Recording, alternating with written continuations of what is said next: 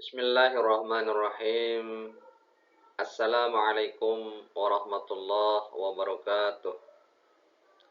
Alhamdulillah, wassalatu wassalamu ala rasulillah, wala hawla wala quwata illa billah, amma ba'du. Rabbi syrah li sadri wa yassir li amri, wahlul 'uqdatam min lisani yafqahu qawli. Alhamdulillah, puji dan syukur senantiasa kita panjatkan kehadirat Allah atas begitu banyak nikmat dan karunia yang telah dianugerahkan kepada kita semua. Selanjutnya, sholawat teriring salam kita haturkan kepada junjungan alam Nabi besar Muhammad sallallahu alaihi wasallam, keluarga serta sahabat beliau. Mudah-mudahan kita mendapatkan syafaatnya kelak di yaumil qiyamah. Amin, amin, amin ya rabbal alamin. Para mahasiswa yang berbahagia, pada kesempatan kali ini kita akan membicarakan salah satu dari tema mata kuliah sejarah pendidikan Islam, yaitu masa pertumbuhan dan perkembangan pendidikan Islam. Capaian pembelajaran dari tema ini diharapkan kepada mahasiswa memiliki wawasan tentang masa pertumbuhan dan perkembangan pendidikan Islam. Adapun indikatornya setelah pembelajaran ini selesai, diharapkan mahasiswa mampu menganalisa pola pendidikan Islam masa Nabi Muhammad sallallahu alaihi wasallam.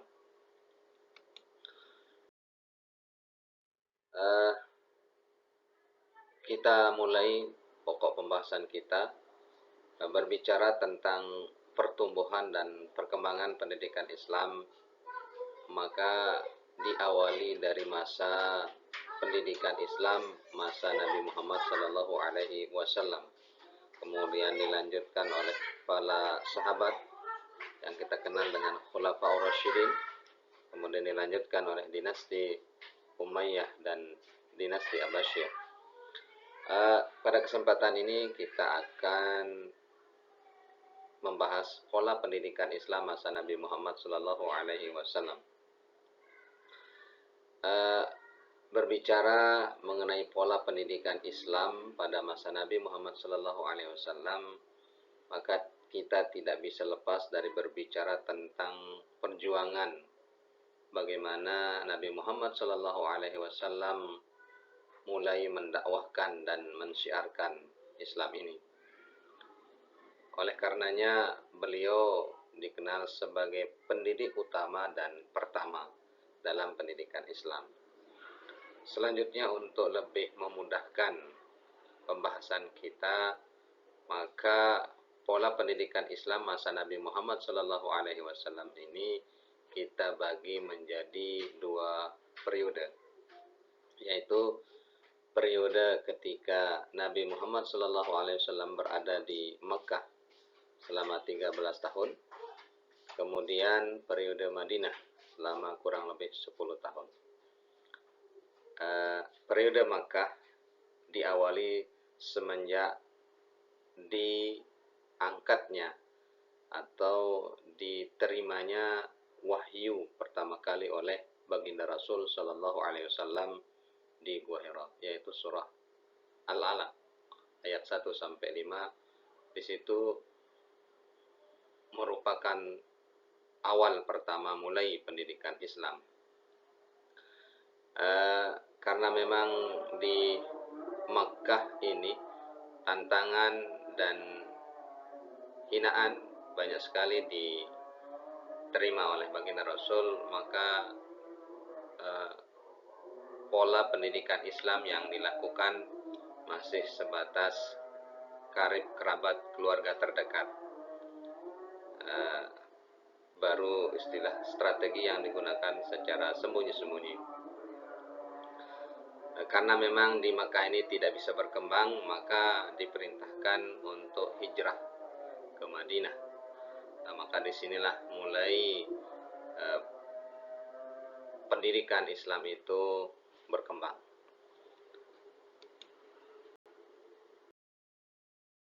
Baik, sekarang kita coba melihat lebih dalam lagi bagaimana pola pendidikan Islam pada periode Makkah. Tetapi sebelumnya kita akan lihat karakteristik dan kondisi sosial masyarakat pra-Islam ketika itu. Yang pertama, masyarakat pra-Islam itu bukan kebanyakan tapi semua mereka itu menyembah berhala. Sehingga dikatakan dengan masa jahiliyah. Inilah yang misi utama diutusnya baginda Rasul untuk memberantas kemusyrikan ini dan menegakkan kalimat tauhid. Yang kedua, kebiasaan masyarakat ketika itu mabuk, judi dan zina. Itu setiap hari terlihat. Kemudian yang ketiga, membunuh bayi perempuan. Bagi mereka anak perempuan adalah aib. Tetapi sebaliknya punya anak laki-laki menjadi kebanggaan bagi mereka. Kemudian yang selanjutnya adalah persaingan antar suku. Sebagaimana kita ketahui bahwasanya masyarakat Arab itu terdiri dari banyak kabilah dan banyak suku. Ini yang membuat persaingan antar kabilah dan suku itu tidak bisa terelakkan lagi. Kemudian yang terakhir yaitu memegang teguh kepercayaan nenek moyang. Inilah beberapa kondisi yang dihadapi oleh baginda Rasul ketika berada di periode Makkah. Maka akan kita lihat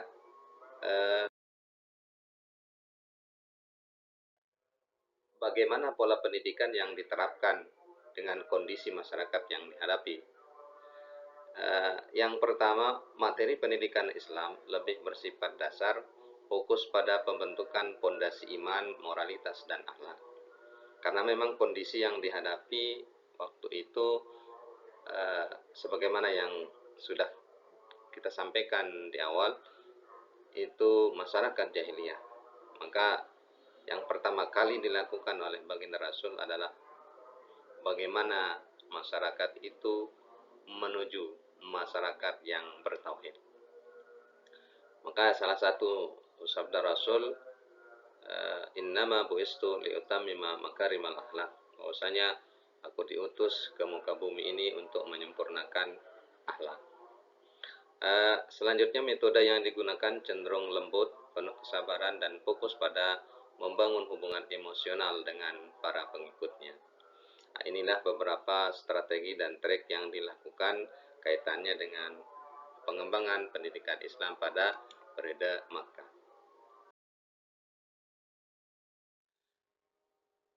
Berbeda dengan di Makkah. Selanjutnya kalau di periode Madinah, Nabi Muhammad SAW agak leluasa untuk mengembangkan dan mensiarkan Islam ini. Karena memang sebelumnya masyarakat Madinah ketika itu menyambut baik kedatangan baginda Rasul. Mayoritas sebagian dari mereka sudah menerima Islam sebagai agama mereka.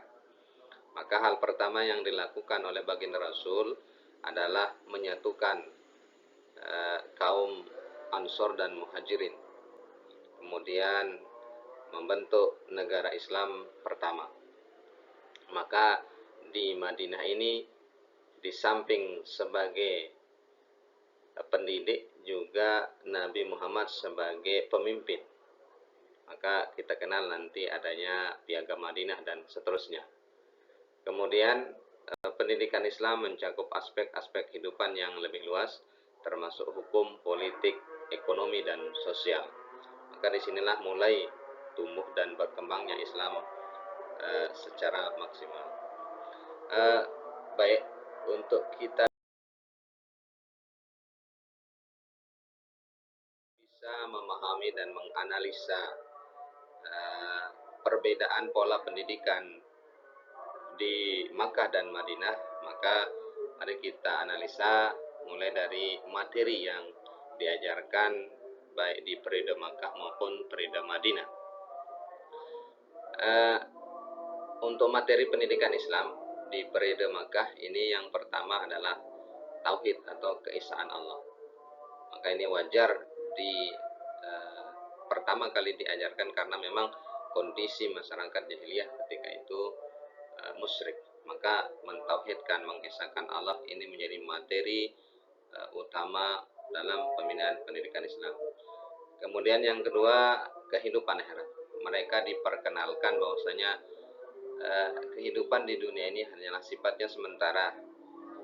Ada kehidupan yang lebih abadi, yaitu kehidupan akhirat. Ada nanti balasan yang akan diterima ketika kita berbuat baik dan berbuat jahat di dunia. Kemudian yang ketiga, materinya adalah tentang akhlak mulia.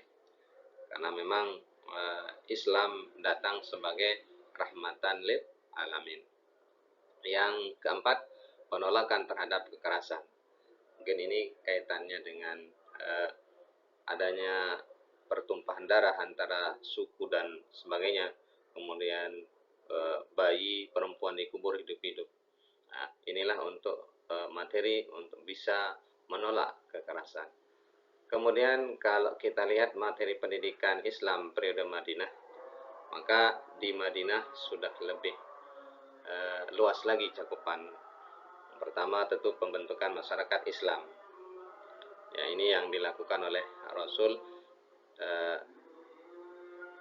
dengan adanya piagam Madinah. Kemudian menerapkan hukum Islam atau syariah, karena memang sudah pondasi peletakan dasar tauhid sudah mantap dan mapan, maka hukum-hukum Islam yang lain itu disebarkan. Kemudian yang ketiga, adanya perdamaian dan hubungan antar kaum. Jadi antara kabilah yang satu dengan yang lain disatukan oleh baginda Rasul, yaitu lewat persaudaraan, sebagaimana menyatukan kaum Ansor dan kaum Muhajirin. Kemudian yang selanjutnya yaitu ada materi perang dan pertahanan. Ini dalam rangka mempertahankan keimanan, karena memang walaupun baginda tetap di Madinah, tetapi serangan dari kafir Quraisy dari Makkah itu tetap ada. Maka dibentuklah pertahanan dan dalam jangka membentengi diri dari serangan-serangan musuh. Selanjutnya, metode pendidikan Islam pada periode Makkah itu kalau kita analisa dengan metode pendidikan Islam pada periode Madinah, tentu ini berbeda sesuai dengan konteks yang dihadapi. Maka pertama, ketika berada di Makkah, metode yang digunakan menggunakan dialog dan diskusi.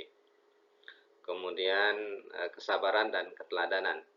Tentu ini sangat relevan sekali dengan kondisi ketika masyarakat waktu itu. Kemudian adanya pendekatan lunak dan penuh kasih sayang. Kemudian yang selanjutnya ada pendekatan individual. Kemudian selanjutnya ada penggunaan metafora dan perumpamaan. Seperti tadi antara muslim yang satu dengan muslim yang lain seperti bangunan. Itulah perumpamaannya. Kemudian yang terakhir mempromosikan kebenaran. Kemudian metode pendidikan Islam periode Madinah, yaitu yang pertama penerapan hukum praktis. Karena memang sebagaimana yang kita sampaikan tadi, fondasi peletakan tauhid sudah mapan. Kemudian ada khutbah Jumat dan pengajian umum. Di lewat-lewat khutbah Jumat dan pengajian umum disampaikan. Kemudian studi kelompok dan diskusi. Kemudian pengajaran personal. Selanjutnya penetapan norma sosial dan pendekatan fleksibel. Inilah beberapa metode yang dilaksanakan ketika periode pendidikan Islam di Madinah.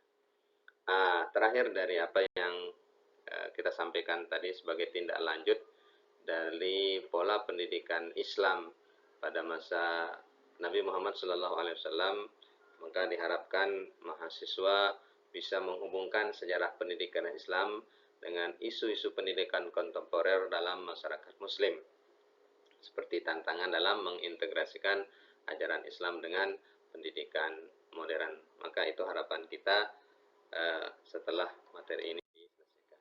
Mungkin hanya itu yang dapat kami sampaikan. Kurang lebihnya mohon maaf. Sekian dan terima kasih. Billahi taufiq wal hidayah. Assalamualaikum warahmatullahi wabarakatuh.